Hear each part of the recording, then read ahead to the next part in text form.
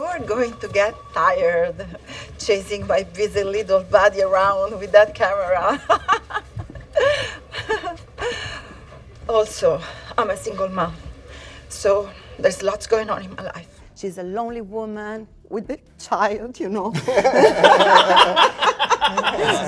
Welcome to IGN's roundtable discussion of the new show, The Paper, which is a show where the documentary crew that followed The Office's Dunder Mifflin's branch is now discovering a new Midwestern paper in Toledo, Ohio.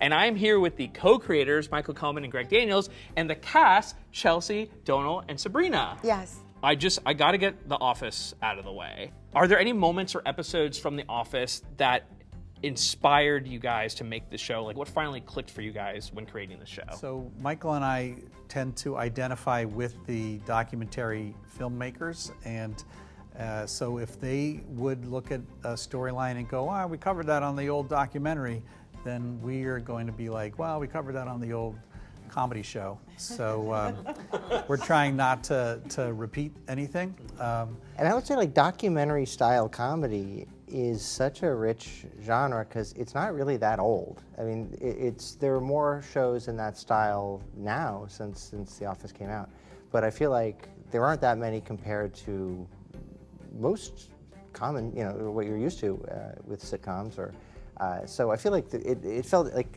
there's a new story and there's a lot you could do with it that still hasn't been done. We're enjoying this meeting. Everyone's sort of nodding a little bit. Okay. Yes. Right. Yes, I am actively agreeing with you. Now, you act like you came up with another good idea. Put up your hand. Put up your hand. Yes. I don't know. Yes. That is a great idea. I'm going to write that down. Does that look like I'm writing it down? For you guys, how did you know that these three wonderful actors would be the perfect leads for the show? We'll start with Domhnall, okay? Because the show is kicked off by Ned coming into this environment and raising the bar and having a plan for the newspaper. And so the person who could possibly do that would have to be capable of inspiring people, but also be kind of weird and capable of letting them down, so that there's some... Hand to me, please. Yeah. And, huge fan of a lot of different dramatic things, but what really clicked for me was seeing a very early sketch comedy stuff that you did on YouTube when you were about 19, and realizing this guy loves balls out comedy.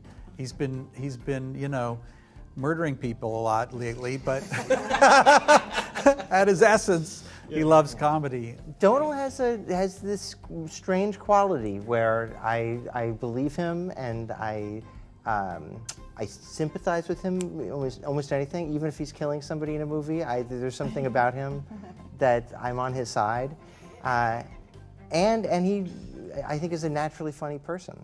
Then there's two other important roles. One is the person who's going to try and stop him, and the person who's going to try and help him. And when we auditioned Sabrina, it was out of the blue, crazy, like we were texting each other, I can't believe this is happening, this is the character. She just lit everything up in a way we didn't expect, and just kind of blew us away, and has been doing that ever since on the set. Yeah, I mean, it's not like an intellectual thing. You see somebody like Sabrina, and she came in, and we met her, and it's she just made us laugh, and she just kind of was the character. If anything, it was almost like a better version of the character than you'd imagine walked in. Oh, way better, yes. Yeah. I hope it's not too disruptive to have me come in and sort of shake everything up. Oh, no, don't be so self-deprecating. Domhnall, I read that you did research and kind of like followed local newspapers, and I'm curious if anything in the U.S. media world kind of surprised you when you were doing research.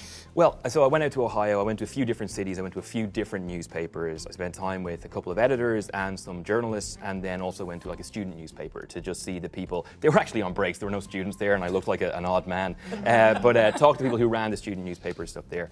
And so got a whole breadth of information just about like where journalism is at the moment, and what really the helpful thing out of all of it, like there's the day-to-day of it all. The helpful thing out of all of it was like Ned's a very optimistic person who believes in it, and everybody I met believed in it a lot. and everybody was working incredibly hard, and all you hear is that like the news is, you know, it's harder to be a journalist now than ever, and newspapers are getting smaller and all that sort of stuff. The kids who were getting into it, they cared so much. And the people who've been doing it for years, they cared so much. And they're like fighting the good fight. And taking that optimism, taking that fight for Ned, that was the thing that I found useful, as opposed to any of the day-to-day sort of stuff. It was like the belief that it's happening still, despite everything. 7 highly motivated, tenacious Buckeyes are out there hunting for news.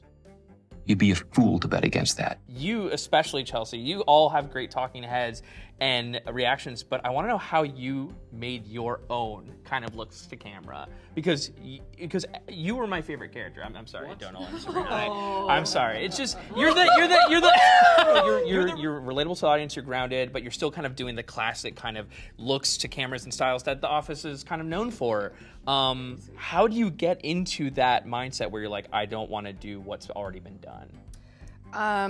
Yes, well, it's difficult because I've seen, you know, as I've told them a million times, I've seen every episode of The Office probably 5 times. I know it so well.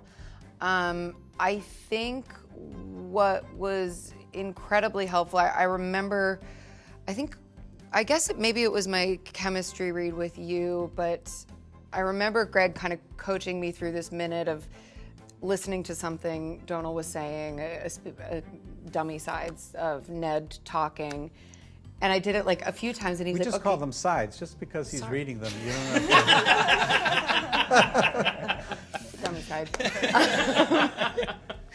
And I remember like 3 times you were like, you can do a little less than that. And I was like, I feel like I'm doing nothing. And I kept doing it and kept doing it. And I remember when I got the part, I always thought about that of like less is kind of more. And I do think that is kind of Mare's job, or at least that's kind of how I saw it, as like, you know, there is a lot of chaos around her and a lot of really quirky, incredibly hilarious characters.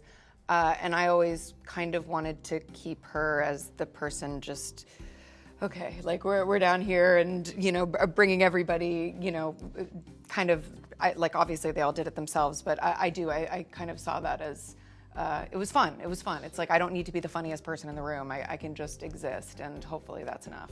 Sabrina, your character is so crazy in the best way possible. My jaw is just on the floor when I see you perform. I think you are trying to create chaos in The Office, where Michael Scott didn't. And I want to know, Sabrina, do you think Esmeralda Grande is a villain? Already I'm the only Italian person, and so maybe people are not going to identify with me because of that. And so I had a little bit of a fear, even if I was completely crazy in love with Esmeralda, since this guy sent me the sides, 11 pages of monologues that really I thought this is the best writing I've ever seen in a comedy show. And then I thought, how can I make her lovable somehow? And so I told them, guys, what do you think if she is Tweety Bird? Like, she does the most horrible things, but from an innocent point of view, just because she needs to survive. And so even she's bossy, nasty, manipulative, is just in order to protect her own life. She's a lonely woman with a child, you know. Are you on board for revenge? Ethical revenge, yes. We cut his breaks, and then what happens after is in the hand of God. I think that's too much. What are you most excited for? I'll start with you, Chelsea, people to see and take away from the show. You know, I am so excited for people to see Eric Rahill. He is so funny, and that's true. I got to see the episodes, and I just was giggling. To me, it's the ensemble. I think we've just got an incredible ensemble. That's what make like all of those shows amazing, is the ensemble, and I think that's the key to the whole thing. I think when I watched The Real Office, not the real, like the Office, right, I felt it was mood changing. And I felt that if I was sad or I had a bad day watching an episode or 2 or 3, like drugs, I was feeling so much better, like good drugs. Why did it get to Don't the food? take drugs. Watch the paper, okay? You know, there was a lot of people who didn't want an American version of The Office after they were very protective of the British Office. They didn't want Parks and Rec because it was like, you're doing another mockumentary. And, you know, I'm sure there's going to be some voices who are like, why are you doing this to the one who... I want to meet this fan that you're... Yeah, but I really think that if you loved the original show, you're the person we're trying to attract with this. And, you know, certainly I'm excited for you to see these new people in a new world. Yeah, I just felt genuinely very lucky to work with people like this and Greg, and happy for everyone who watches. The comedy and the heart like shines through. Like I've seen all 10 episodes, obviously, and I love it. Thank you guys so much. You are the best. Congratulations on the show. Thank you so much, and I can't wait to watch it again. Thank you. Thank you very much. Thank you. I will make this unusable. Use that.